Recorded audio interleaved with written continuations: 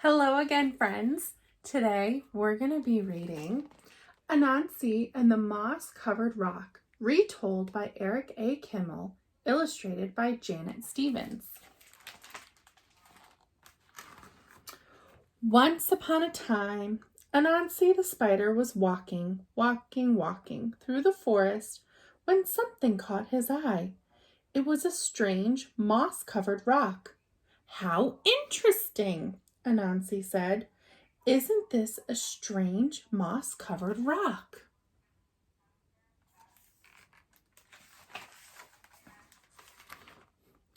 Clump! Everything went black. Down fell Anansi, senseless.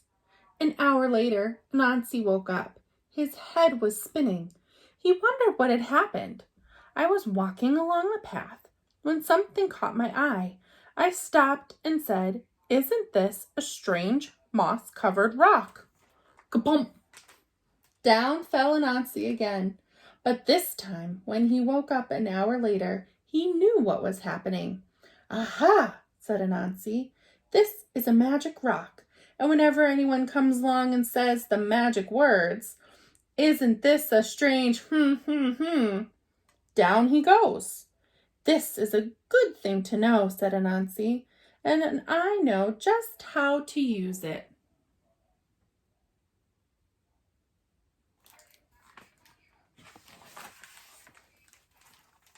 So Anansi went walking through the forest until he came to Lion's house. Lion was sitting on his porch. At his feet was a great pile of yams. Anansi loved yams, but he was too lazy to dig them up himself. Anansi said to the lion, "Hello, Lion. It is very hot today. Don't you think so?" "Yes, Anansi," said Lion. "It is terribly hot." "I am going for a walk in the cool forest," said Anansi. "Would you like to come?" "I certainly would," said Lion.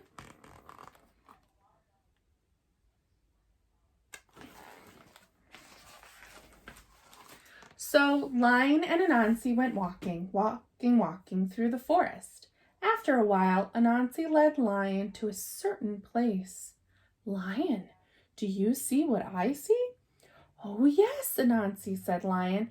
"Isn't this a strange moss-covered rock?" Kabump! Down fell Lion. Anansi ran back to Lion's house and made off with Lion's yams.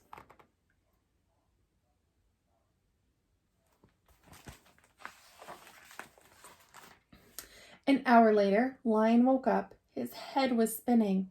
Anansi was nowhere in sight, and when he got home, he found that every single one of his yams was gone.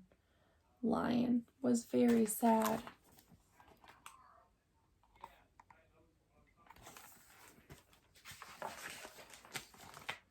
But Anansi was very happy. He couldn't wait to play his trick again. Once more, Anansi went walking through the forest. This time, he stopped at Elephant's house. Elephant was sitting on his porch. At Elephant's feet was a great pile of bananas. Anansi loved bananas, but he was too lazy to pick them himself. So he said to Elephant, "Hello, Elephant. Isn't it hot today?" "It is," Elephant agreed. "I'm going for a walk in the cool forest," Anansi said. "Would you like to come?" "That sounds nice," said Elephant. "Thank you for inviting me, Anansi."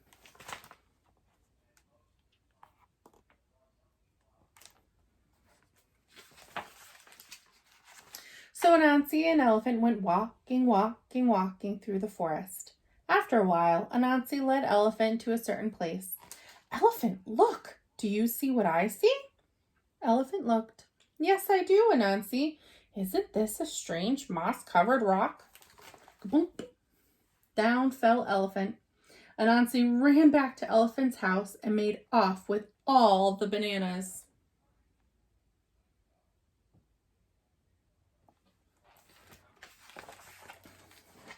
An hour later, Elephant woke up. His head was spinning. Anansi was nowhere in sight, and when he got home, he found that every single one of his bananas was gone. Elephant was very sad.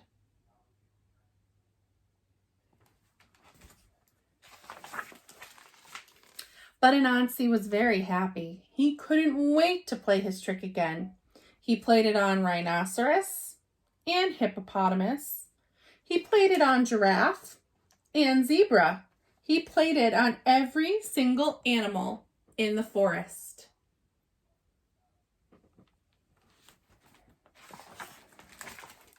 But all this time, watching from behind the leaves, was Little Bush Deer. Little Bush Deer is small and shy and very hard to see. She watched Anansi play his wicked trick again and again on all the other animals. Little Bush Deer decided it was time for Anansi to learn a lesson. So Little Bush Deer went deep into the forest to where the coconut trees grow. She climbed a coconut tree and threw down a great many coconuts. She carried the coconuts home in a basket and set them on her porch. Then she sat down beside them to wait.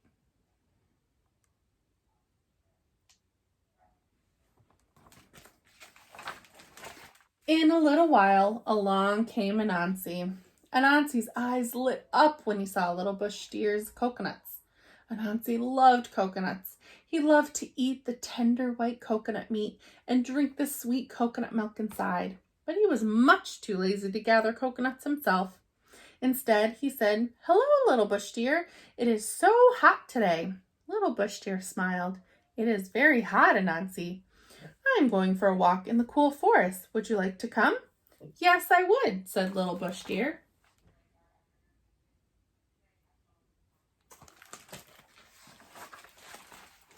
So Anansi and Little Bush Deer went walking in the cool forest.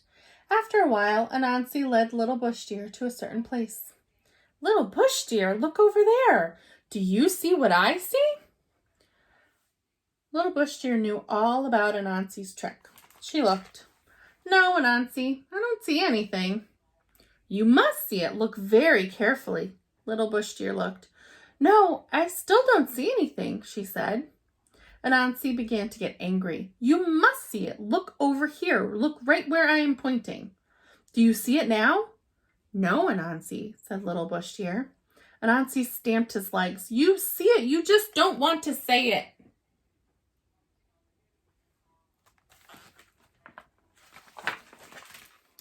"Say what?" said Little Bush Deer. "You know. Is that what I'm supposed to say?" "Yes," said Anansi. "All right, then I will say it to make you happy." "You know," said Little Bush Deer. "There, I said it. Are you satisfied?" "No," Anansi shouted. "You're not supposed to say you know." "What am I supposed to say?" "You're supposed to say, 'Isn't this a strange moss-covered rock?'" Kaboom! Down fell Anansi.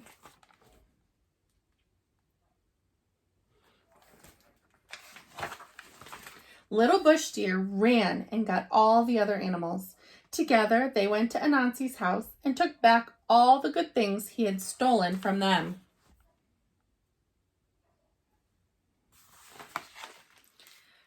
An hour later, Anansi woke up. His head was spinning. Little Bush Deer was nowhere in sight, and when he got home, he found his house empty as it was before. But if you think Anansi learned his lesson, you're mistaken, because he's still playing tricks to this very day. So, in this story, Anansi, the spider, was tricking all the animals to get the food that they had been gathering. What did Little Bush Deer do to kind of help Anansi learn his lesson that wasn't a very good or kind thing to do? Talk about it with your family or write about it in your journal. See you tomorrow.